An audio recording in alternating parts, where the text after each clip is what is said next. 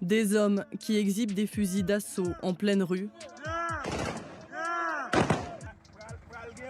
arrêtent des voitures sur la route de façon arbitraire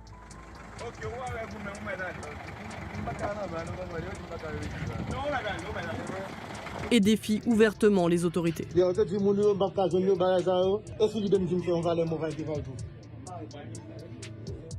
Nous sommes en Haïti, où plus de 150 gangs font régner leur loi. La plupart de ces groupes armés se trouvent à Port-au-Prince, la capitale. Ils contrôlent une grande partie de la ville, dont les principales routes. Fin octobre, ils bloquaient les accès du plus grand terminal pétrolier et du principal palais de justice du pays. Massacres, balles perdues, enlèvements. Les premières victimes sont les habitants.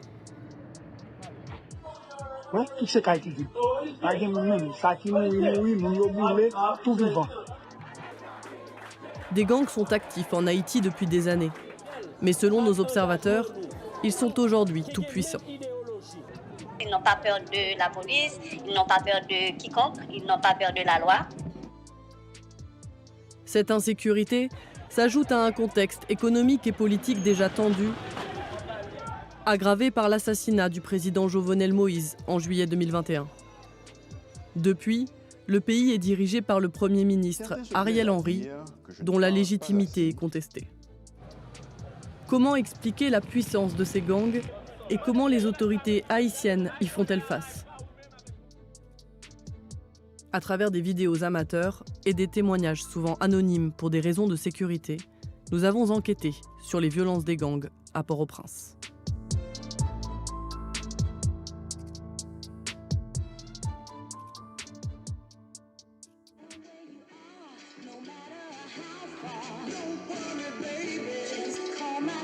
Un tube légendaire et deux sœurs qui dansent, complices.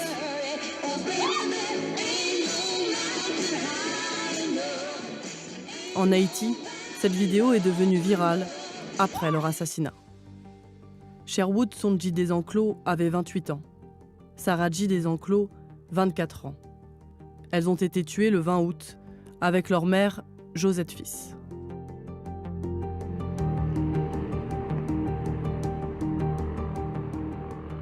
L'assassinat des trois femmes s'est produit en banlieue de Port-au-Prince alors qu'elles se rendaient à l'université. Sur la route, elles ont été attaquées par le gang des 400 Marozo.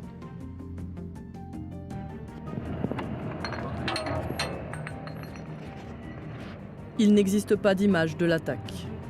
Mais cette vidéo, tournée à l'arrivée de la police, montre le véhicule de la famille Desenclos en feu.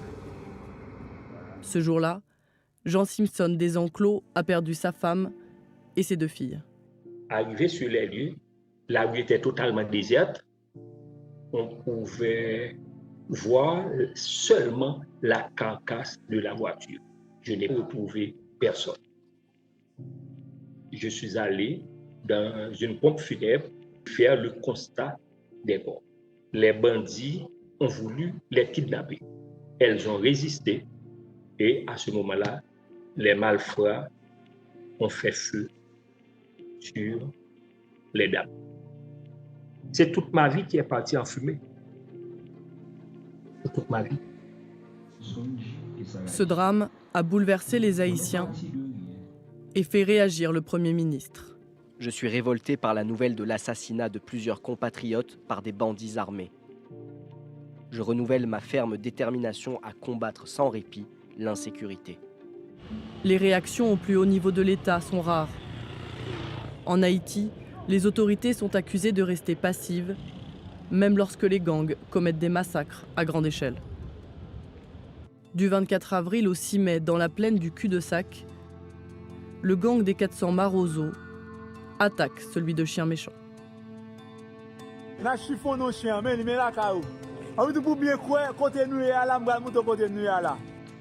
Au moins 191 personnes sont tuées.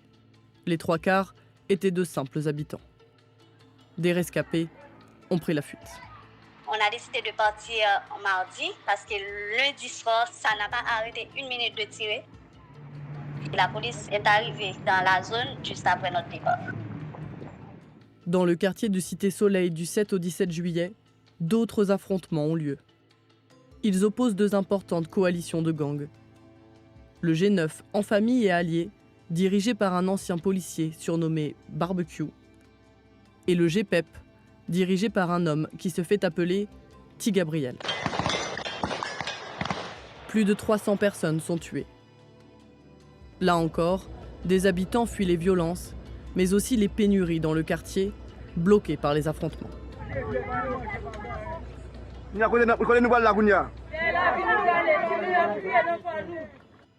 Selon le Réseau national de défense des droits humains, une organisation haïtienne qui a documenté ces deux massacres, la police a adopté une posture non interventionniste. Le mutisme des autorités étatiques prouve pour nous au RNDDH qu'effectivement, il y a les gangs armés qui bénéficient de la protection, de la bénédiction des autorités étatiques. Et en plus de cela, on a l'impression que pour eux, la population civile elle-même doit se débrouiller alors qu'elle est prise entre ces gangs armés qui se font la guerre.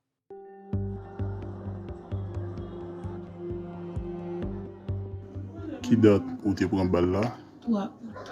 Qui la joue? 15 ans. Qui soit t'as fait dans le moment où tu prends balle là? Pas de ma descendre. Je suis sorti pour un bail dans le dos.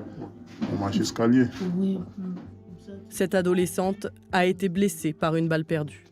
Elle a été filmée par notre observateur, l'un de ses voisins, à Solino. Dans ce quartier, les gangs ne s'affrontent pas directement, mais les habitants sont régulièrement touchés par des balles perdues. Il y a des gens qui se cachent sous leur lit pour se protéger des balles qui perforent les toits de leur maison. La plupart des toits sont en tôle, donc ça ne résiste pas vraiment aux balles. Parfois, il y a des blessés et même des décès. J'ai un ami, pendant qu'il était couché dans son lit, il a ressenti quelque chose de chaud qui lui est tombé sur la jambe. Il a vu que c'était un projectile et en regardant d'où ça venait, il a aperçu le trou dans le toit de sa chambre. Quelques jours après, on était ensemble à parler, à se faire des blagues dans la rue. On a entendu un bruit et c'est en regardant par terre qu'on a trouvé un autre projectile. Nous avons montré cette balle à un expert en balistique et celle-ci. Elles peuvent tuer à plus d'1 kilomètre et sont destinées à des armes de guerre. Sur les réseaux sociaux, les gangs exhibent ces armes avec fierté. Ici, on voit par exemple un fusil M16A2. Là, un fusil de type AK-47. Avec leurs armes, les gangs sont mieux équipés que la police. Les policiers meurent de manière générale lorsqu'il y a des affrontements entre les gangs armés et la police. Et aussi, la deuxième chose, c'est que en fait, c'est une police qui est souvent obligée de battre en retraite. La police est mal équipée en raison des restrictions imposées par les États-Unis concernant la vente d'armes à l'État haïtien. Un problème auquel s'ajoute son manque d'effectifs et des liens entre certains policiers et les gangs. Les gangs, quant à eux, se procurent des armes et munitions qui entrent illégalement en Haïti, pour la plupart en provenance des États-Unis. Pour acheter ces armes, les gangs peuvent compter sur l'argent qu'ils gagnent avec les rançons des enlèvements.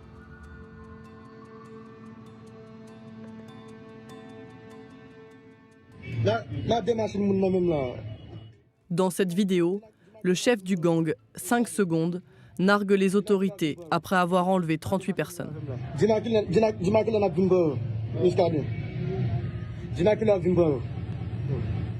Un de nos observateurs, que nous appellerons Patrick, a été victime d'enlèvement cette année dans l'ouest de Port-au-Prince. Il rentrait du travail lorsque des individus l'ont forcé à monter dans une voiture, puis conduit dans une cellule. Quand je suis arrivé à la cellule, j'ai pu trouver 10 autres personnes qui ont été enlevées. À partir du 5e jour, j'ai été bastonné.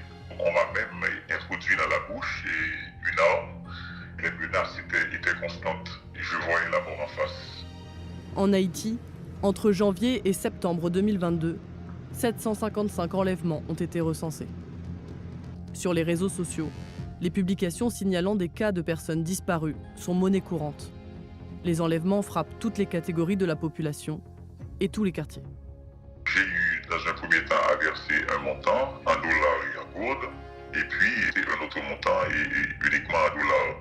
Et ce n'est pas 10 000, ce n'est pas 20 000, ce n'est pas 50 000 dollars. Non, cela va bien au-delà de ces montants. On a dû négocier et de montant X, on est passé à un montant et Y. Patrick a passé 1 mois en captivité avant d'être libéré.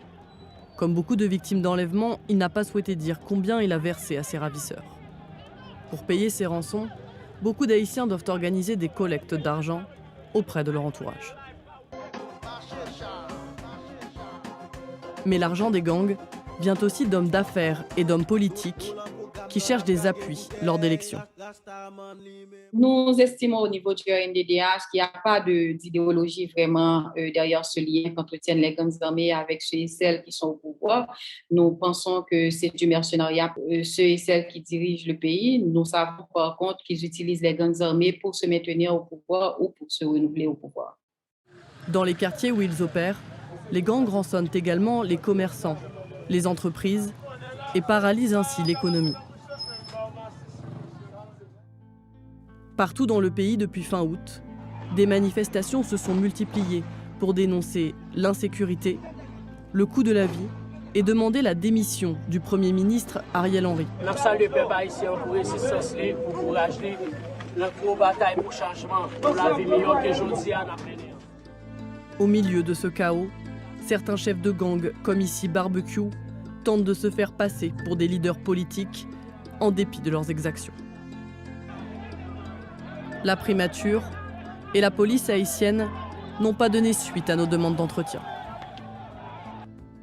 Début octobre, le Premier ministre a appelé au déploiement d'une force armée internationale, une demande rejetée par une large frange de la société haïtienne qui souhaite avant tout un changement de gouvernement, dans l'espoir infime de sortir le pays de la spirale infernale.